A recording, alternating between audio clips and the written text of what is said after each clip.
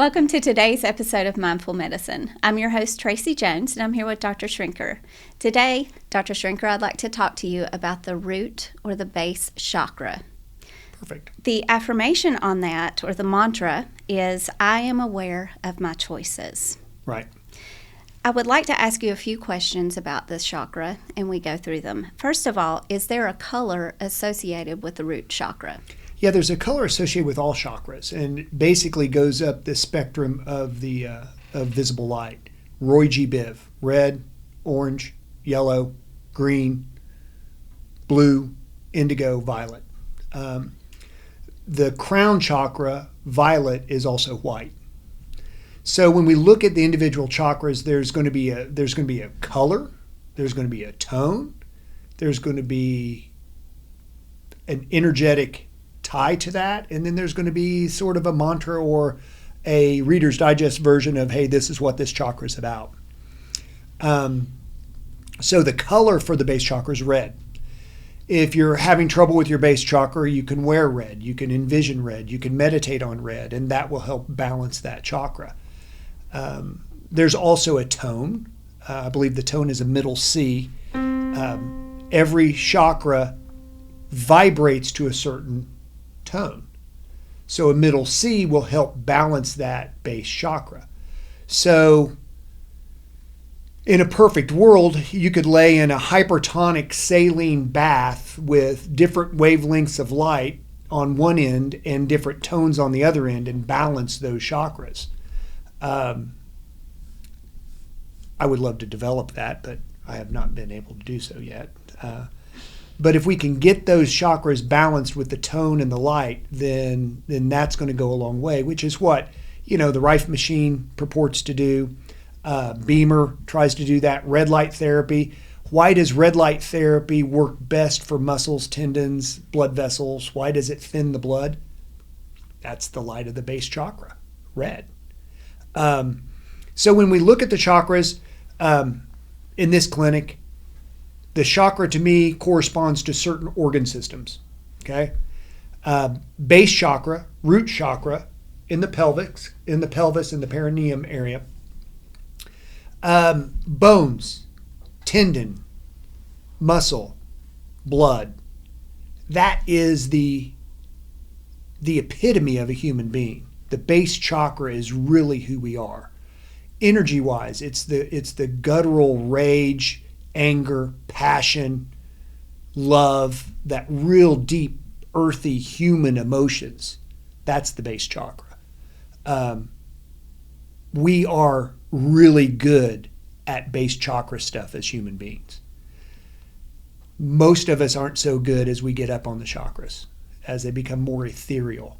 But you have the root, the base, the human chakra. And then as you move up to the crown chakra, which is very ethereal, it's thoughts, it's minds, it's ethereal, I guess would be the best term for it. So you come into the office, you have bone issues, you have blood issues, you have muscle issues. We want to think about the root chakra. In my brain, it's about free will choice. The root chakra, if you could have very succinct summary of what it is, it's your free will choice. It's what are you choosing to do? Dr. Schrenker, I broke my right ankle. How is that energetic? I stepped off a curb and broke my right ankle. Well, Tracie, how many times have you stepped off a curb? Many billion, times. Right? And, you broke your ankle. Oh, why your right ankle? So you can take something that is so conventionally scripted, a fractured ankle, put you in a boot, heal it up, we're done. Well, right ankle. What's right versus left? Right is masculine, left is feminine. Right? What's ankle? Ankle is a foundation. It's foundational. It's base chakra, so it's about fundamental free will choice, but it's also foundational on your body. Without your ankle, you ain't walking right. So what is it that you're struggling with at the time that you break your ankle that you're dealing with? What is it that is forcing you to make a free will choice that you're probably not comfortable with? Why is the masculine energy influencing that at the time? And go from there. And in my life, I have fun with this every day. You know, I will go and I'll tweak an ankle. Okay, what side is it? What am I dealing with? You know, I'll hurt my right elbow, or I'll hurt my left elbow. Okay, what's it mean? You know, my neck hurts. What does that mean? And I go through those little games with myself, and most of the time, if I'm comfortable with you as a patient, we can go through those in the office as well. But that's kind of how we would use the chakra system. What else could be an imbalance in the chakra system? Lymphomas, leukemias, bloodborne cancers, right? Muscle tumors, broken bones, muscle issues, tendinitis, aches and pains, you know. My left shoulder hurts. Okay, left is feminine. Shoulder's about shouldering a burden, right? It's still base chakra, but it's also up here in the heart chakra. So again, you got to take it's nuances with everything. Heart chakra, unconditional love. Unconditional love of what? Well, humans don't have unconditional love of each other. They don't have unconditional love of pets. They don't have unconditional love of anything. We're incapable of that. Because if you had unconditional love, you would never mention that you were in love or you love something, because it would all be the same. You love your dog because it's your dog. Do you love my dog as much as you love your dog? No, but I love your dog a lot. So, you know, my kids, the love for my kids is extremely conditional. Anybody that has kids, it's like sometimes you want to strangle them, right? Right. But other times they're the best thing in the world. So we just don't understand unconditional love because it's so foreign for us to love everything and everybody, regardless of the choices that they've made, the same way. And we can't even fathom the fact that God loves people unconditionally, because we're still sending people to hell. Well, last time I checked, that's not unconditional love. So there's all sorts of those nuances when you do this. But left shoulder, heart chakra, base chakra, free will choice, left-sided, feminine, shoulder in the burden. Okay, what female energy in your life is making you feel like you have to do more than your fair share? Okay, here's a question. So you talk about a female energy in your life. Is that a person, or can it be other things that are feminine? Entity. It can be an entity. It can be dead. It can be alive. It doesn't matter. It's energy, right? So it could be, you know, mom that's been dead for 20 years that you hear in the back of your brain. Now you need to be checking the prices on that stuff because that stuff's too expensive, you know?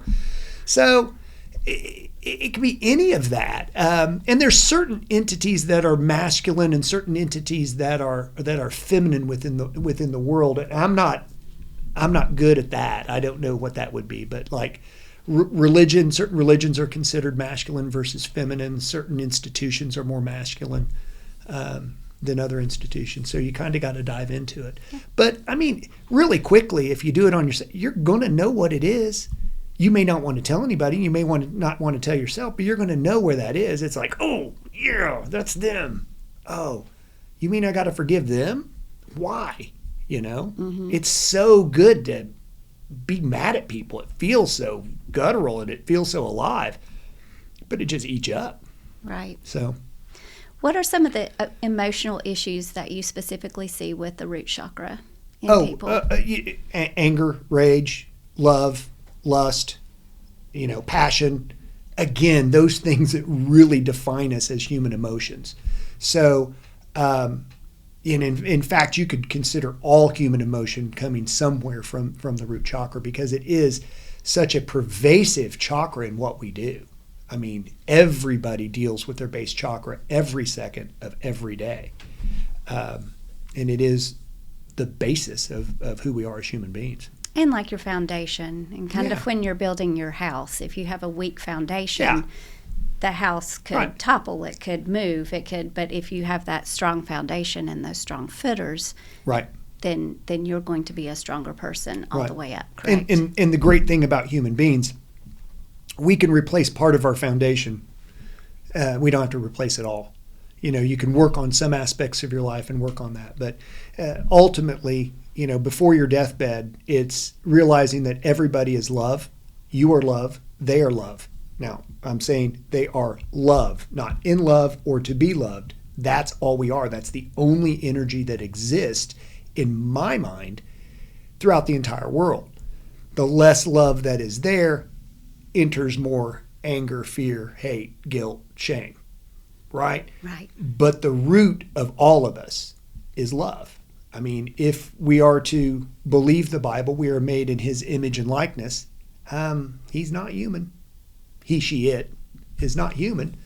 You know, that's infinite mind, prime creator, source of all that is. You know, so we are made in that image. We have so much more potential as human beings than we allow ourselves to do. And understanding the chakra system is a very rudimentary way to put you back in control of your life. You are energy. You're interacting with other energetic beings.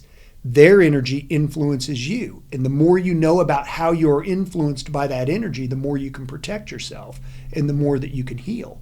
And the more that you can self-diagnose and self-proclaim treatment from an energetic, from a healing standpoint, from a dietary standpoint.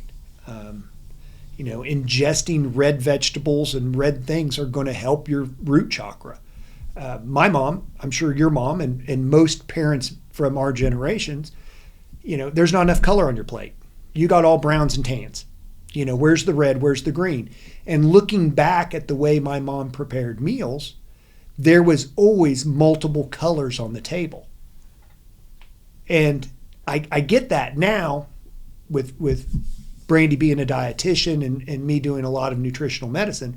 There's different vitamin sources for everything. There's different minerals. So by changing the color of the vegetables and the color of what you eat, you're getting more of a well-rounded nutritional thing. But how simple is that to put more color on your plate? Right. Right? Right. So.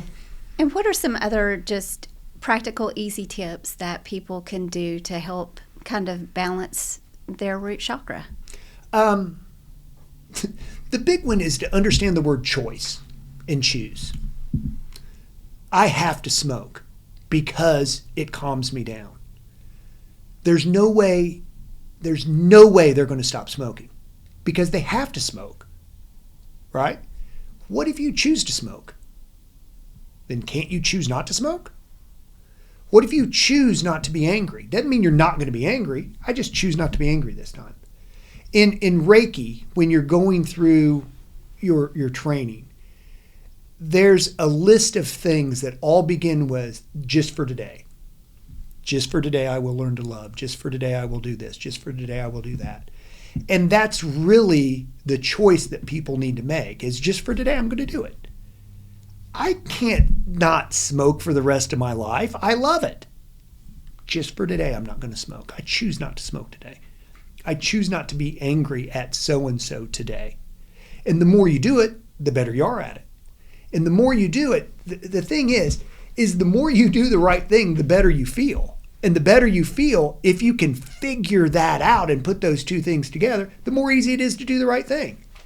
It's not like we're telling you, oh, you got to love people and then your eyeball is going to hurt for the rest of the day.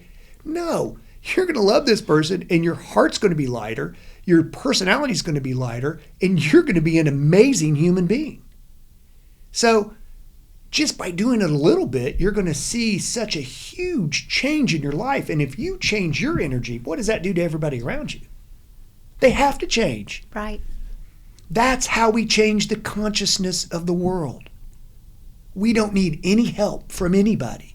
We are our own salvation just by choosing love and choosing hope and choosing all the good things and getting rid of fear and hatred and judgment. It can literally be done in an instant if we wanted it to. Well, yesterday I was listening to the radio and the DJ was talking about a man and his wife. His wife had dementia and he took her out on walks all the time. And when he did, he wore a shirt that says, "My wife has dementia. Please say something to her." And he said the number of people that would just wave at her or smile at her or just say, "Hi, how are you doing today?" Just her whole mood changed and she just felt that love and it radiated out to him, right, as you know, and to the person giving to right, her and right, saying hi. It's absolutely a two-way street. You right, know, I'm nice to you. That's great for me. but what am I getting in return?